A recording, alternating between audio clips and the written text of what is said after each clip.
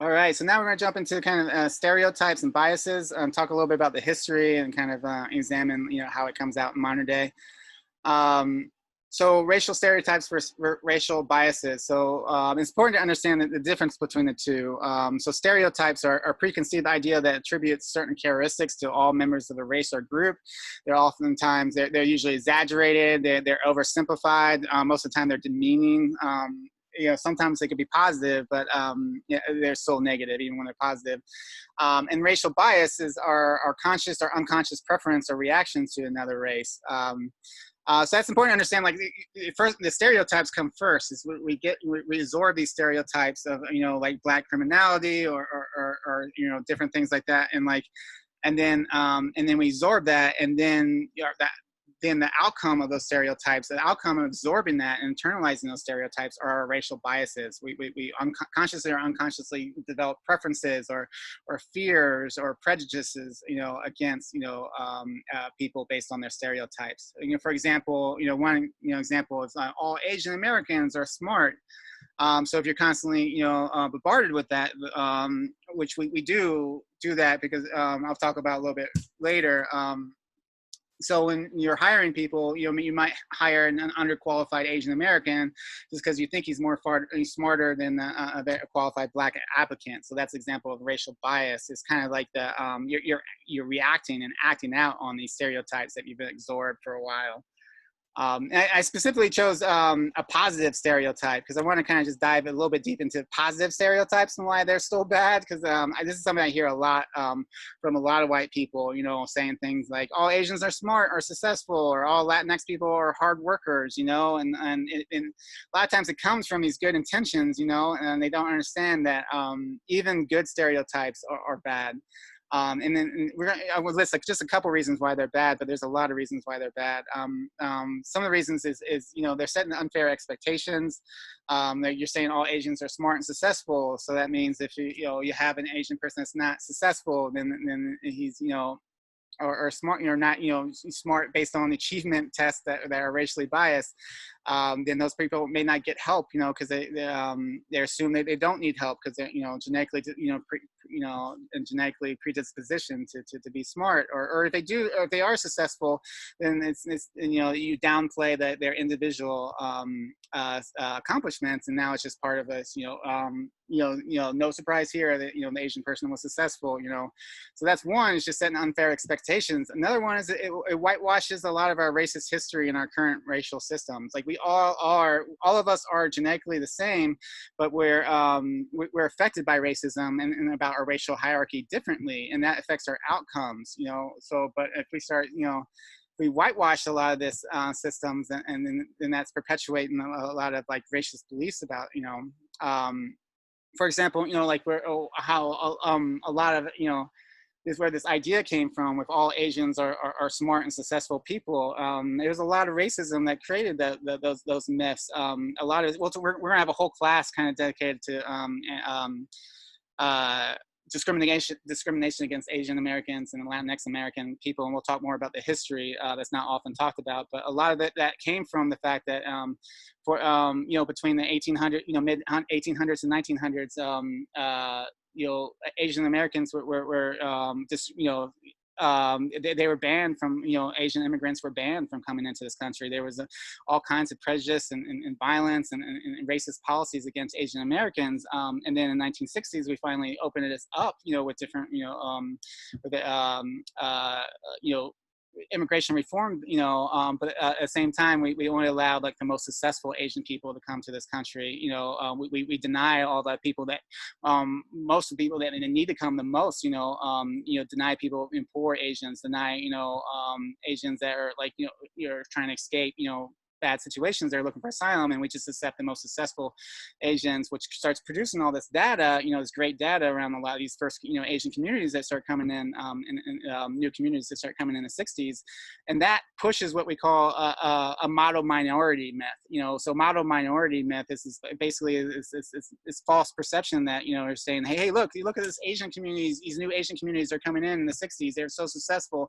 If they're successful, that means that, racism it doesn't exist exist anymore. And that just means these Black communities and these indigenous communities, they're just lazy, or they need to take more personal responsibility. So it's about using one, group of people as a, they're kind of using them, to kind of push racist, beliefs against other people. So it's, so it does, so by saying, all Asian people are successful and stuff, you're implying that, you're opening up the window for these model minorities and to kind of push this stuff through. And the last thing I want to say is, a lot of times, if you believe a positive stereotype, if you actually believe people are genetically predispositioned to be, be great athletes, or to be, hard workers, or it's a pretty easy road to start believing negative stereotypes as well. So it's definitely a slippery slope. So we really want to kind of confront positive and negative stereotypes as much as possible. And especially like Latinx workers, I hear this a lot from the people that I grew up with, they're trying to be nice. They're like, oh yeah, I like Latinx, Latinx workers, they're hard workers, but when you say that, it kind of whitewashes why they have to work so hard. A lot of times it's because they're dealing with some serious racist systems and racist immigration systems, and they're forced to work really awful jobs for next to nothing just to survive. Like a lot of the, especially Latinx immigrants, a lot of migrant workers, they're for, so by saying, oh, they're hard workers, you just kind of wash away all that stuff, and they're just hard workers. And also that justifies abusing Latinx labor. I'll work them hard because they're hard workers. So we really want to, so I just want to say, like, positive stereotypes are just as bad as negative stereotypes very often. All right, so the history of racial stereotypes. I actually got these pictures from the African American History Museum down in the mall in DC. Which, if you haven't gone, like, I mean, you need to spend like you could spend like probably 3 or 4 days just seeing all of it. It's really powerful, but it's really well done museum. I'm gonna read the first section. In the late 1800s and well into the 1900s, racist images were common on everyday items such as toys, salt, pepper shakers, advertisements, and household figurines. The images served a common purpose to justify the mistreatment of African Americans and the logic of segregation. They depicted African Americans as slow-witted, lazy, and untrustworthy, but still lovable and childlike souls who simply needed the oversight of white people to ensure that they did no harm to themselves or others. And we read this as Chinua Achebe. So he wrote, he's a Nigerian writer that wrote a really amazing, a lot of post-colonial books. I think the ones The Things That Fall Apart, I think it's what it's called, is really worthwhile. But he wrote, the whole idea of a stereotype is to simplify. Instead of going through the problem of all this great diversity, that it's this or that, or maybe that, you have just one large statement. It is this. So I think it really kind of summarizes why a lot of these stereotypes were coming in. A lot of them were used to kind of justify, white supremacy systems, or the slavery, or Jim Crow, instead of like diving into really understanding, why Black people were suffering. It's just easier to say that, oh, they're, it's easier to say that, they're enslaved because they, they're docile, that they needed, white people to bring them civilization, or they're struggling in Jim Crow. It's really easy just to say, they're struggling because they're inferior, not to actually understand the, the social economic policies that they're dealing with. So, history of anti-Black and anti-Indigenous stereotypes. So we've talked a lot about this already, especially when we talked about the history of race, where Black, Black stereotypes really formed in the mid 1400s, the Portuguese, and white, stereotypes formed in the 1700s with the Virginia colonial governments. But a lot of this, we'll kind of go real quickly through this. So Portugal, started the transatlantic slave trade because they were having, trouble, getting enslaving people, and most of the slaves at that time, enslaved people, came from Eastern Europe, Slavics. That's where Slav, comes, the word slave derives from Slav, a Slavic person. But then they started, defending themselves better. So Portugal was looking for other ways, for a slave trade, especially because they were, building up colonies in the Americas, and they needed, exploited labor to run a lot of these plantation economies. So they turned to Africa, and they started, creating slave systems in Africa. But in order to really justify this, these slave systems, they sent this guy, Gomez, I already forgot his last name, but they sent this Portuguese writer to go down to Africa and kind of write about, whitewash it, kind of glorify what they're doing. So instead of like enslaving a bunch of people, and enforce, instead of like writing about this like brutal system of colonialism and enslavement and slavery, they wrote about how they were that black people were this he described that all black people were one species in Africa, and they were this inferior species. They were beast-like. They're dangerous. They're black brutes. They didn't have civilization, and and then Portugal was actually bringing civilization to them. They were bringing things like Christianity, and that was actually a good thing. So they started glorifying how great they were. But these anti-black stereotypes, they moved throughout Europe, like as each European country, Britain and Netherlands and all these countries that joined the slave trade, they started adopting these stereotypes as well, and then eventually imported these to America. At the same time, it kind of mixed with a lot of anti-Indigenous stereotypes that came from the Catholic Church. A lot of Catholic doctrines. You talked about that it was actually okay to, they gave like kind of legal precedent, especially with the doctrine of discovery, that basically said European countries, Christian countries you can enslave and take over and colonize non-Christian countries, because they were basically heathens. They were, uncivilized, people. So that, so you start seeing these like anti-black and anti-Indigenous, stereotypes that start forming in the mid 1400s, and they start, and they're transported, all throughout the world as European colonialism starts spreading around the country. But then at the same time, as in Americas, as these plantations, more and more black, enslaved people were coming. You couldn't just, they couldn't continue this like dangerous black brute kind of myth, as and also justifying bringing in so many millions of slaves or enslaved people. So instead they created all these stereotypes that kind of going on this that black people were inferior, but then they start painting these like they were docile, they were people, they were not intelligent, they needed white people to kind of bring protect them in a paternalistic way for their own protection. They needed slavery, so white people were selling this idea to kind of justify slavery. It's like they were actually helping these black people, and then and also they created other stereotypes as well, like this hypersexualized stereotype of black women, and they created that to basically cover up epidemic of mass rape of enslaved women, and like we talked a little bit about like Elizabeth Key's her court case, and how that really unleashed that. I mean, there was definitely a lot of rape beforehand. Even like Thomas Jefferson talked about, how, just having to be in all the power of being, owning slaves, you just, it just, it corrupts you. And he wrote that as he was, arguably raping a lot of his slaves as well. But then Elizabeth Keyes, if you remember last class, she sued using English common law that gained her freedom because she was an enslaved woman, but she was married. Her father was a freed, European person. And under English law, one, you couldn't, enslave Christians, and two, if your status of your child was based on the father. So then, so she won her freedom, but then Virginia, quickly, switched the laws around, where now they switched it so the status of the child was the contingent on the status of the mother, and it was, it was more likely to have a free father than to have a free mother. So that basically, meant that, all children from enslaved women were going to be now profit, where they're going to be additional slaves owned by slave masters or enslavers. So that just unleashed a whole new epidemic of rape. And because now the rape is directly connected to profit, and especially when the international slave system shut down, and then the domestic, it just blew up the domestic breeding and rape of enslaved people.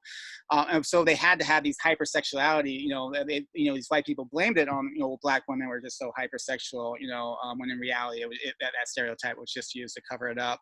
And on top of that, they had all these whole armies of like racist scientists and philosophers and priests who were also, coming up with these new philosophies, and the racist scientists, social Darwinism, eugenics, that were just reinforcing these black stereotypes that black people and were inferior. But then when slavery ended, like the white supremacy of the South wanted to continue, controlling black people and continue, creating, new slave systems like sharecropping and convict leasing and voter suppression. But in order to continue all this, that had to be reinforced by violence, had to be reinforced by so to continue, they went back to these, the black brute myth, and they went back to these stereotypes about black people were super dangerous, and they had to be controlled by violence, so whether that's like, lynching or terrorism or, state violence or policing, these new stereotypes of, they created this new stereotype of the black criminality, that black people were prone to being criminals, and they had to be controlled, by violence and by these new oppressive systems. But they continued also with the hypersexual stereotypes, because the rape did not stop, just because slavery stopped as well. So someone has a question, the Morons still believe that they need to go to Africa to rescue the savages. Yeah, for sure.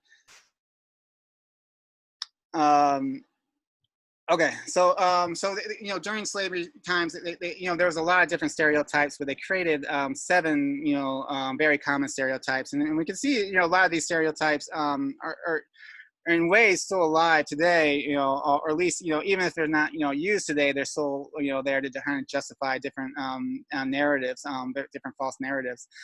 So the Sambo was one. So this was like like a simple-minded, docile, jolly, slave. This was like to sell the idea that the happy slave, that the happy enslaved person myth.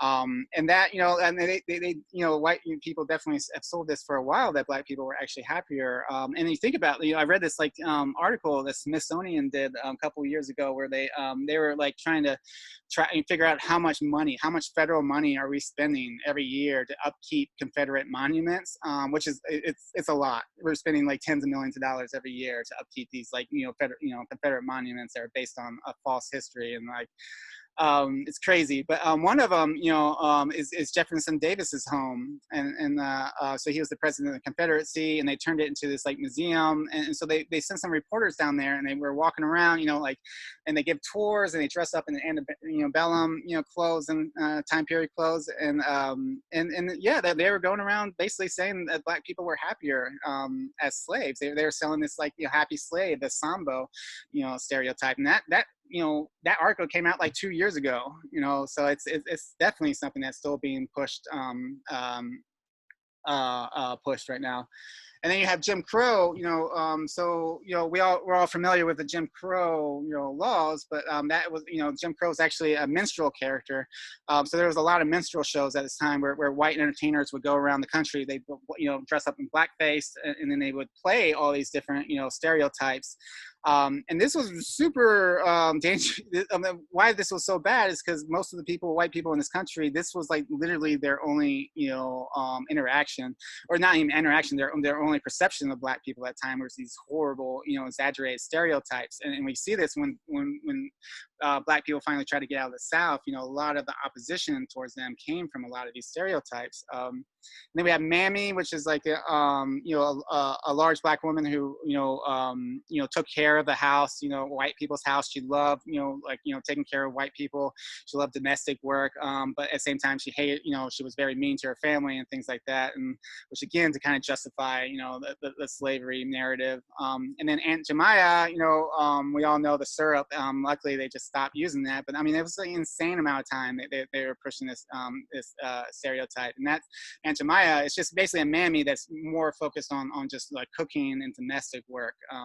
And that really kind of pushed this idea that African American women were perfect for domestic work. And a lot of times, especially in Jim Crow, that was like one of the few positions they could get into. So instead of like, analyzing why they can only be domestic workers and the racism behind that, we just, sold this idea that they love being domestic workers. And then you had Sapphire, which is like, bossy, headstrong, Black woman. So we still see this a lot today. We're going to talk about misogynoir, which is like a mixture of, it's like racialized or gendered racism. It's like a mixture of racism and sexism that only Black women experience. And we see this a lot, when Black women have legitimate, concerns, or they're often, stereotyped as being loud or sassy or argumentative, and it's a way to kind of dismiss, the needs of Black women. And then Jezebella, again, is that hypersexual stereotype that, that kind of justified the epidemic of white rape. And to really to kind of emphasize this a little bit, so I'm going to have a whole class on how patriarchy and white supremacy mix throughout our country. And one of the books I'm going to talk about is, I think it's, I always forget the name of, Danielle McGuire's the Dark Road, something Dark Road. I'll think about it in a second. But it talked about, this history of this sexual violence that Black women had to experience, and just how much, and not only that, but how much, the resistance movement that actually, formed around that. We sell this idea that our 50s and 60s, it's like civil rights movement just appeared out of nowhere. Like Montgomery bus boycott, it just like appeared out of nowhere, and they sustained themselves, and it was amazing. And yeah, it was amazing. But the civil rights movement, came at the, they used the networks that were set up by the anti-rape movement. The NAACP, had multiple, sexual violence movements. They also had anti-lynching movements, but like Rosa Parks, was actually an advocate in the NAACP, advocate, in Montgomery for decades, setting up, not just Montgomery, but all over, but setting up these like networks of these anti-sexual violence networks, protecting Black women from white rapists. And so this whole network was already there. And then, they tapped into that with the civil rights movement. But I mean, really, the beginning of the civil rights movement was Black women, fighting, sexual violence. But we'll definitely talk, more about that history of that. And then we have the savage and the dangerous brute, so that comes about, again, it was more about Africa to justify, bringing, enslaving people, because we're bringing civilization. But then it was really brought back to kind of justify the violence and the suppression and the white supremacy after slavery, which kept, in creating criminal justice systems based on Black criminality, because we had to, white people had to protect themselves, especially white women. You had to protect white women against, these dangerous Black people, which justified violence. And we still use, we still push this, like the need for a police right now. It's still mixed up with this like need to protect ourselves, from this Black criminality, this myth. And a lot of these stereotypes, like I said, a lot of these stereotypes, were the only, perception that a lot of white people throughout the country were of Black people that they were getting, because we were so segregated. So it really created these, it created a lot of racial bias. So it created, when Black people finally escaped the South, a lot of their resistance, it came from a lot of this stuff, and especially came from a lot of minstrel shows and things like that. So yeah, Renee, oh, you meant Mormons. Sorry, I thought you meant morons still believe they need to go back to Africa. So Mormons still believe they need to go back to Africa to rescue the savages. Yeah, okay, that makes it, yeah, definitely. It kind of, both of them actually kind of works, but yeah, I see. Thank you. So I'm going to play this video, Legacy of Blackface, but it's going to give a little bit more background about minstrel shows and blackface. The controversy over Virginia Governor Ralph Northam and blackface hasn't yet cost Northam his job. But it apparently means the country needs to have a conversation, again, about the toxic strain in American cultural history known as minstrelsy. So it's time for a little education. Just in case there are Americans out there who may be too afraid to ask their best Black friend why it's so offensive. Minstrelsy is a performance tradition that started in the mid-1800s. And what it was whites dressing up, caricaturing African Americans, mimicking their dance, their language, their music, providing a comic relief for their audiences. Minstrelsy operates in two ways. In one way, it separates whiteness as something very distinct from Blackness and frames Blackness as something of the other and lesser than white cultural habits, ways of speech, song, and dance. It objectifies African Americans and distances them from their humanity. It made them seem foolish, simple of mind, not intelligent, cheap, an image and a stereotype that people use as a lens to judge African Americans from here on out. It moved on to vaudeville, musical comedy, musical theater, and also into television, radio, and films. You'll find the remnants of minstrelsy in a lot of forms of popular culture. Think about some of your favorite film comedies or television shows, when white actors mimic African American speech patterns or breaking into a moonwalk. In some ways, they are taking on that same persona that the Blackface entertainers did on the minstrel stage. I think Blackface is a really complicated issue. I find it painful to see it in action. It's a reminder of the devaluation of who African Americans have been in this country. And so when we wrestle with that history and really start to understand it, I believe that's the first step to really ridding ourselves of these images.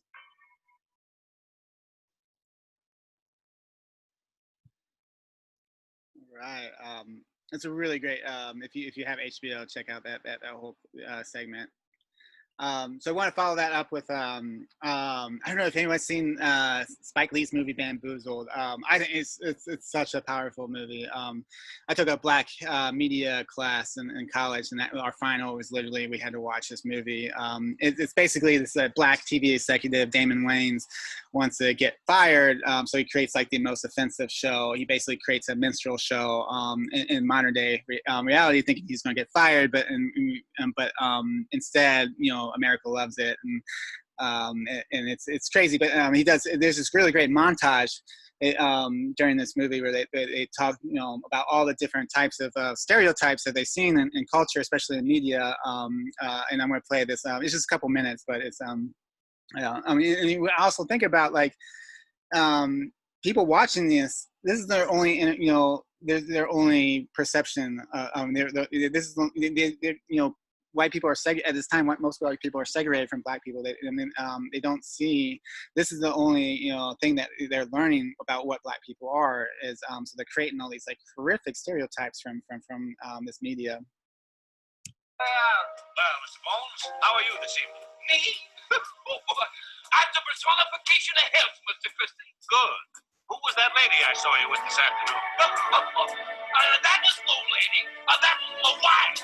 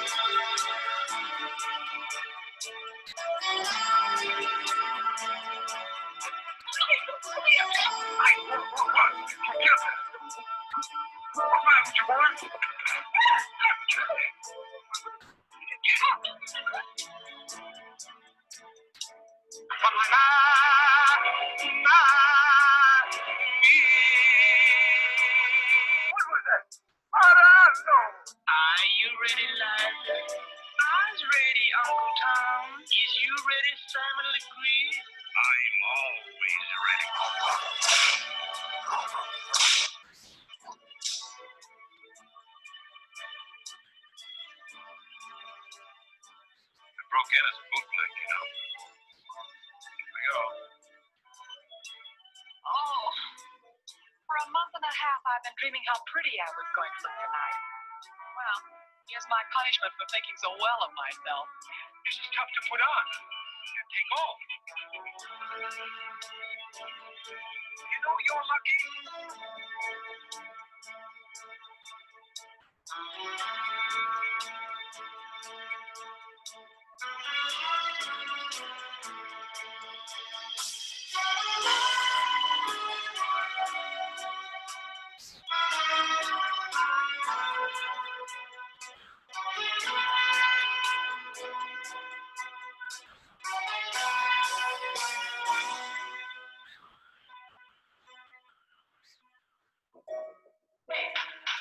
Cut them monkey shine. Chicken house? What am I waiting for? I don't know. Me either. Tally ho. Yes, sir. That's it, mister. Yes, sir. Yes, ma'am. Y'all, Miss Bellman. Yes, Miss Maggie. Brother, there's certainly gonna be a lesson to All right. Definitely, if you have a chance, check out that movie. It's just a really phenomenal movie. But I think one of the things, I mean, there was a clip on that showed the birth of the nation, and if you haven't heard about the birth of the nation, it was one of the first. I think it was like one of the first movies that had sound, or not one of the first. It was like one of the early movies, and but it was basically this like. Just a complete lie about Reconstruction. Reconstruction, especially radical Reconstruction, was this like decade after the Civil War.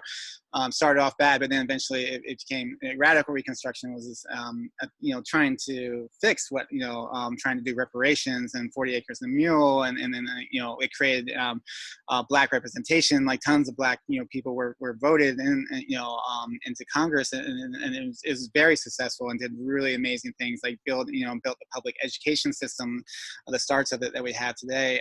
But then it was violently oppressed by white supremacy and tore down, and it only lasted like less than a decade, and then it went, and then there was like a century of just like complete white supremacy. But they sold this idea that black people were just incapable of governing, and all kinds of horrible things happen. They created things like carpetbaggers, like people coming in and northern people and forcing the South to create these do bad things. But I mean, it was all this myth, and the entire movie was this myth about this lie about Reconstruction. We're actually, next month we're going to dive into Reconstruction and talk a little bit more about that time period.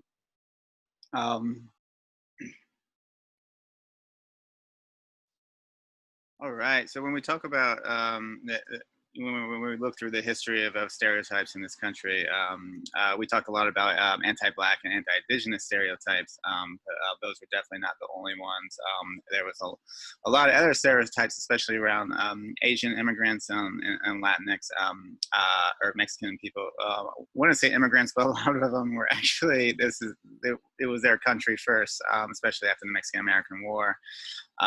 When America invaded and took a bunch of Mexican land, a lot of the Mexican people, they had a choice to either leave or stay. Some left and went back to the boundaries of present-day Mexico, but others stayed and eventually became U.S. citizens.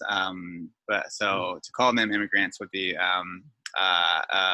definitely a misconception. But generally though, like but both different Asian American and Latinx American, specifically at the time Mexican American stereotypes, I put them together because they both kind of centered around this basically xenophobia. And we're gonna have a whole class, a whole section actually talking about xenophobia, because that's where a lot of the roots of Asian and Latinx stereotypes are come from. Is this idea that that basically these evil people that are invading this country are up to no good. They want to destroy our way of life, take our jobs, do all these things. And it's generally like this is xenophobic stereotype. And that's where if you look at the history of Asian and Latinx stereotypes, a lot of it is rooted in the xenophobia. And even today, we can see that we still see that xenophobia, that fear of the other, fear of this foreign, different, person, culture that's like, this feeling of being invaded. And yeah, we could definitely still see this throughout, occurring in our country today. But a lot of this came around mainly from these big monopoly industries like railroads and mines and big plantation farms that were basically, not only survived but created an enormous amount of wealth by exploiting labor. Definitely from the beginning, they started from, exploited enslaved people, indentured servants, but a lot of the free labor were starting to organize and kind of fight back a little bit. So they're in this constant state of looking for other sources of labor that they can exploit. And that's where, starting around the mid 1800s to mid 1900s, they really kind of focused on, exploiting immigrant labor. That was like recruiting Mexicans, Mexican migrants, and also Asian immigrants to come over and work in these industries.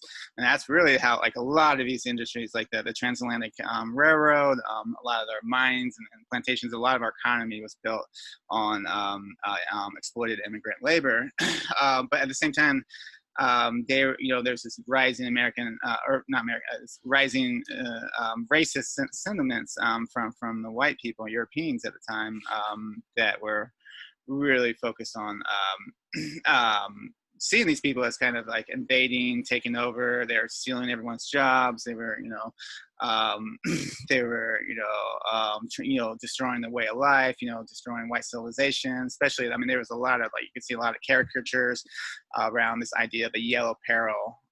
That's where these Asian immigrants are coming over and they're going to just dominate and take over.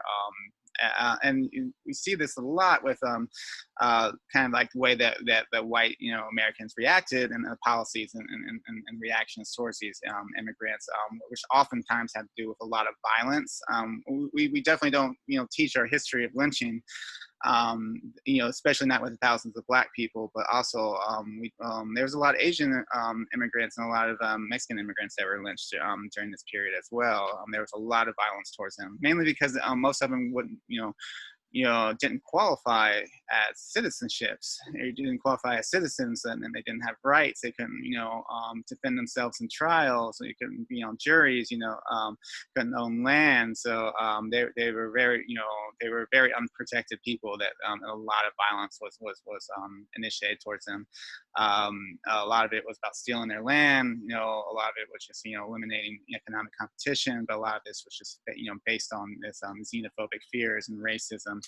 At the same time, there was a lot of segregation. There's a lot of racial segregation, particularly in the South, but also, we talk about Chinatowns and stuff, that they just happened on their own, but a lot of it was they could, Asian immigrants couldn't live in a lot of different places and were forced to live in poorer areas, and that's where a lot of our, a lot of these Chinatowns were formed. And at the same time, they were also, there was a lot of, stereotypes and just a lot of violence and racism towards these people, which initiated a lot of racist policies, like especially with the Asian immigrants, starting with the Chinese Exclusion Act, there was a good century where Asian immigrants couldn't, immigrant.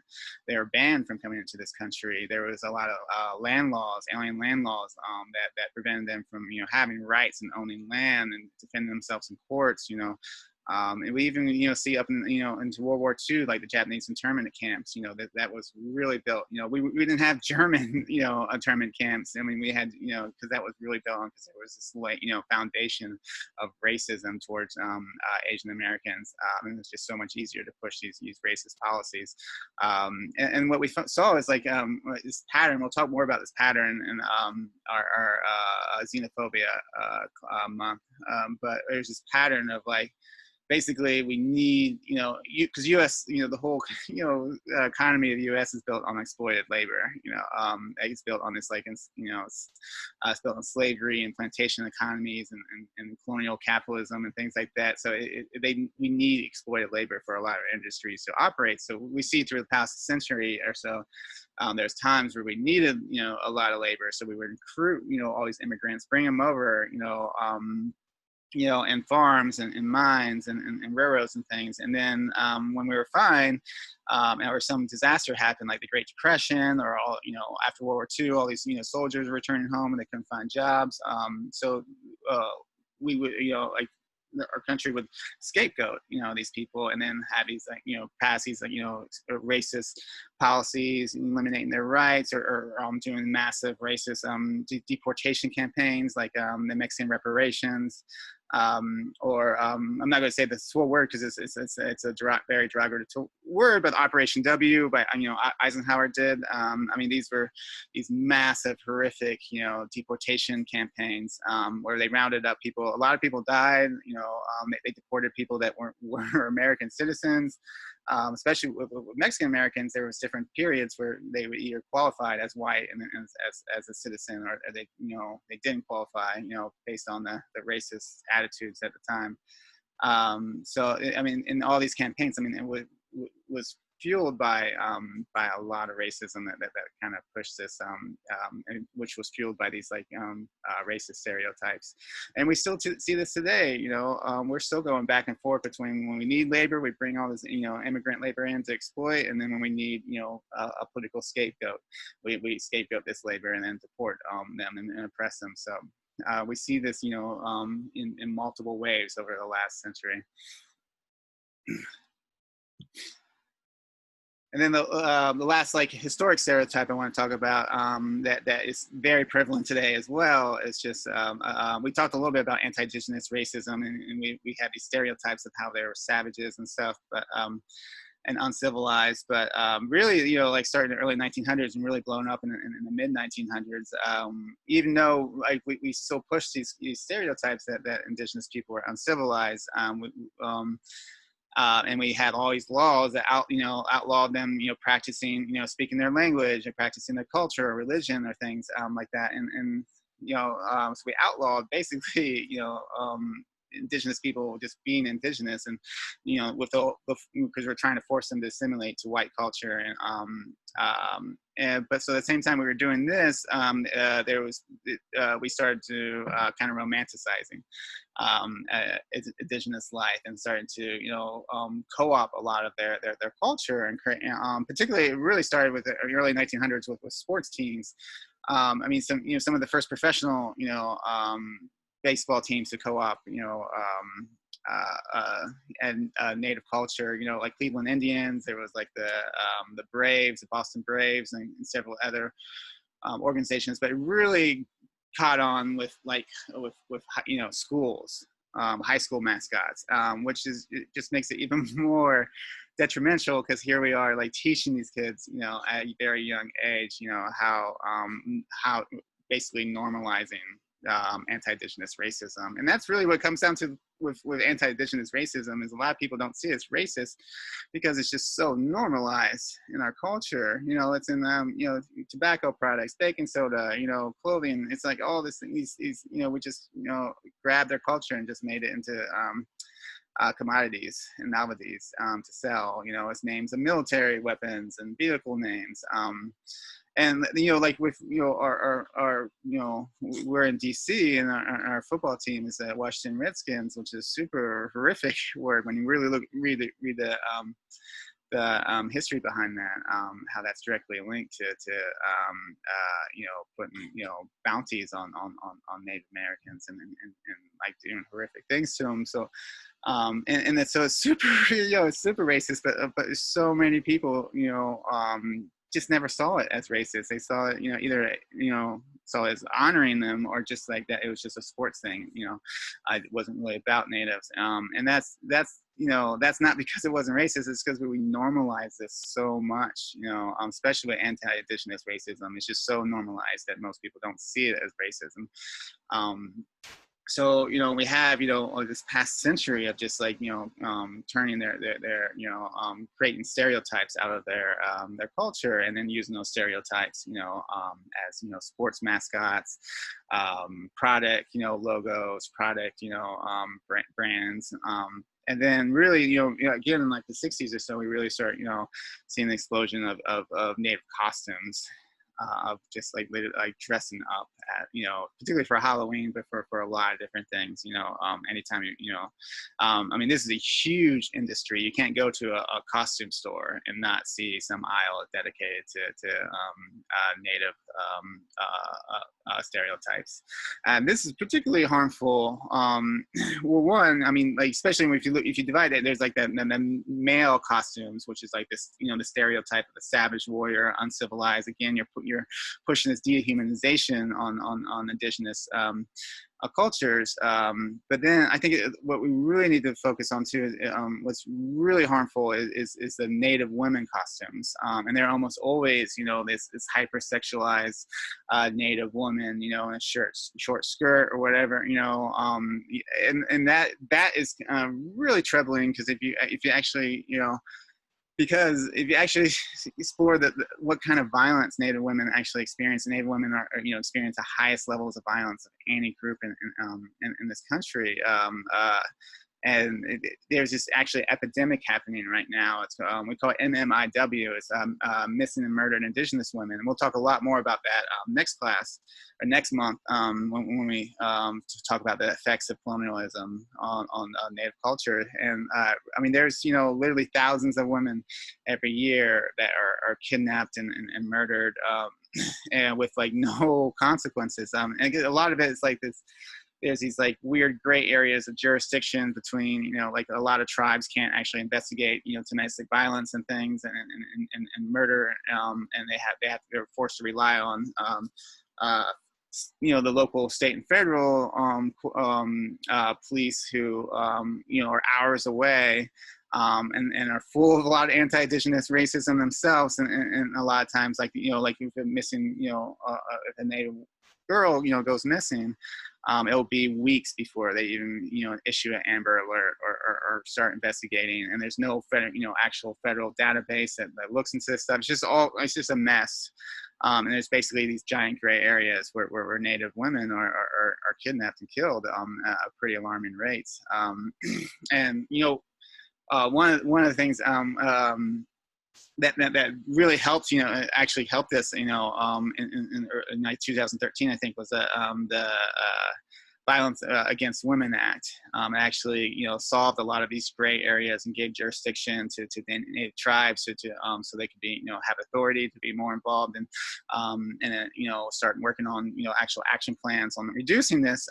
But then it was up for renewal in 2019, and you know, the House renewed it, but the Republican Senate didn't, because that act had protections for undocumented and transgendered rape victims. I mean, so I know people are struggling with like rationalizing Biden right now, but if you need an issue to help keep you you know, making the right choice and the right vote, you know, in 2020, definitely, you know, follow this issue, because actually Biden was one of the co-authors of the Violence Against Prevention Act, and like he's going to fight for that, and that is one of the best ways that we can actually help Native missing and murdered and Indigenous women.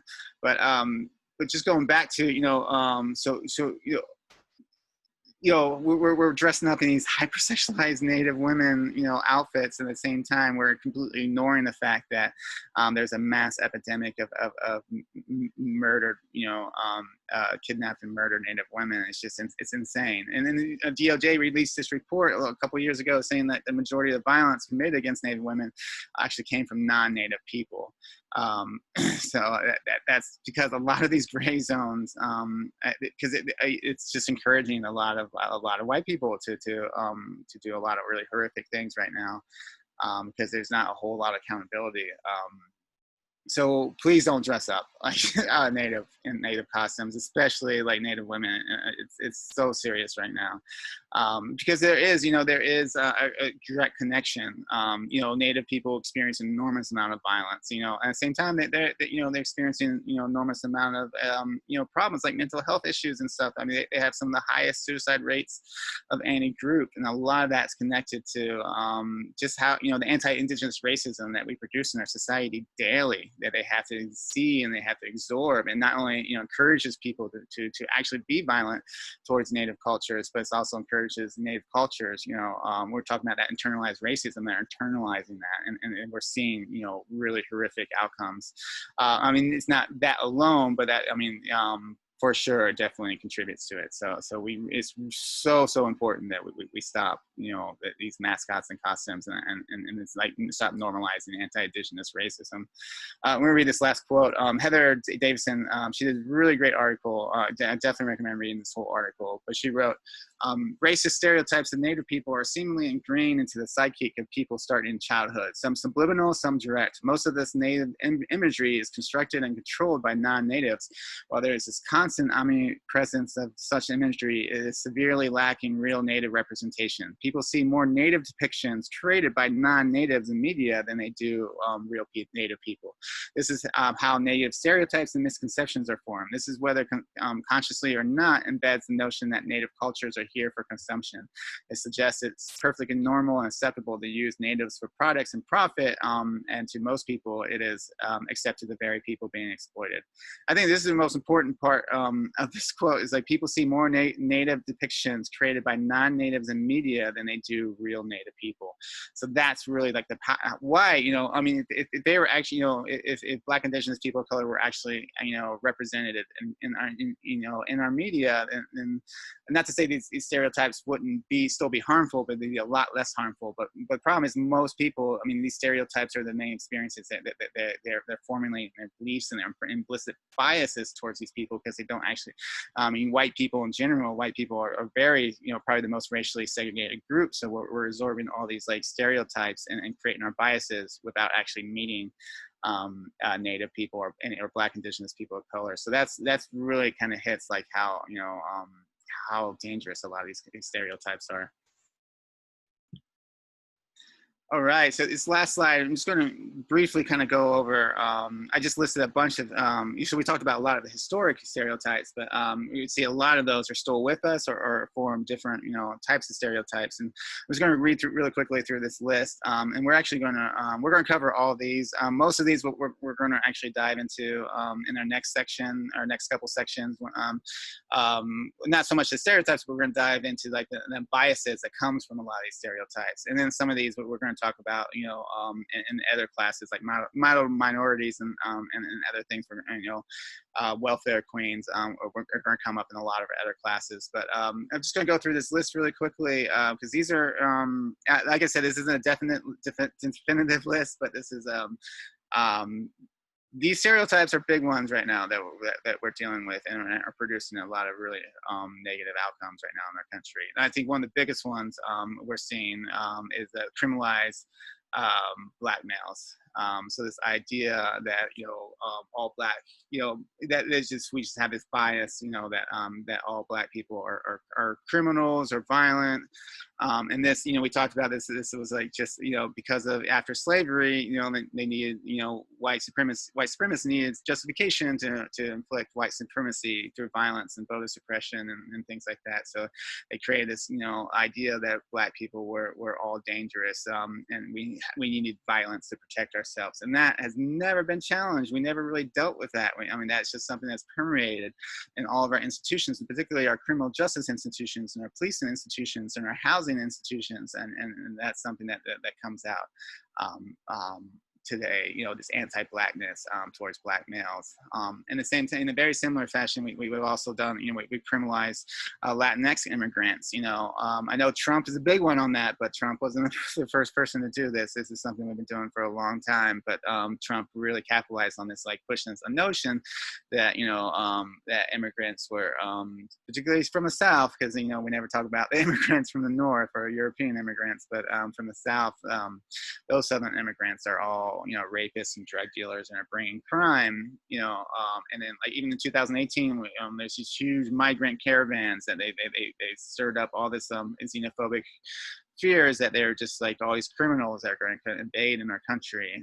And if you look at, you know, like there's so much proof that that's just not true, that actually the more immigrants we have in our communities, the safer our communities are, compared to, you know, immigrant, you know, normal communities. So they're actually, you know, they do bring a lot of safety. And at the same time, I mean, it's not about what they're bringing or not bringing. It's the fact that they're human beings that deserve to, you know, asylum, deserve to live.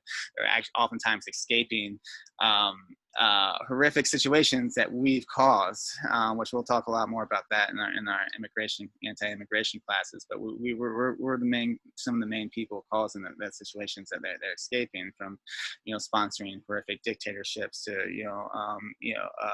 toppling CIA coups of democratic governments to, you know, financing death squads. You know, it's pretty crazy that we demonize these people.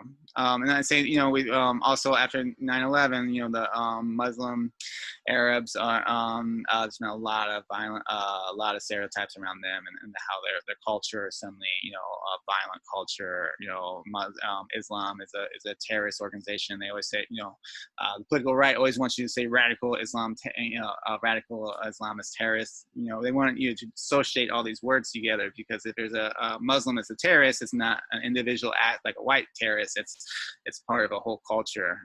So we've been pushing that, you know, for the last 2 decades. And then the idea that how we treat white terrorists, we always justify and downplay white terrorists like they're just individuals, lone wolves. It's not representation of white culture. But then even like, you know, I'm going to show, we're on a slide, we're going to talk about how, the juxtaposition between white terrorists and black victims, like black people killed by the police, and immediately, you know, like we saw George Floyd, immediately the media is talking about his criminal record, and and we're trying to, you know, criminalize these black victims. We're going to talk about the medical world and how the medical world has, you know, doesn't listen to and downplays, you know, black pain and black issues, and doctors don't listen to black people, which, you know, directly linked to stereotypes, historic stereotypes that, you know, black people have thicker skin and things, and we'll talk a little bit more about that. Welfare queens, was basically, you know, based to downplay the, to demonize the fact that you know, like white people loved welfare until when it was during the New Deal, when it was just for white people, but then LBJ's Great Society opened it up to non-white people, and all of a sudden, white politicians are you know, creating these stereotypes that black people are abusing welfare, and welfare is a bad thing, and that welfare is mainly, you know, going towards, you know, black people that don't need it and are just dependent, when in reality, welfare has a very low abuse rate. It's actually a very important program that is helping a lot of people. And at the same time, if we look at statistics, like white people are the biggest beneficiaries of these programs, even though, like, you know, if someone watches Fox News, I bet no one watches Fox News has any idea that white people are the biggest beneficiaries. The absent black father, we'll talk a little bit about that later. That's a total myth that was, basically just sort of kind of after Civil Rights Acts, you know, we wanted to just sell this narrative that racism was over, and then that black people were suffering is because of their own personal responsibility, and then we try to blame it on, you know, all the, you know, culture of poverty and always have other myths like the black fathers weren't around, when in reality black fathers are actually more around than any other group. But we'll talk more about that.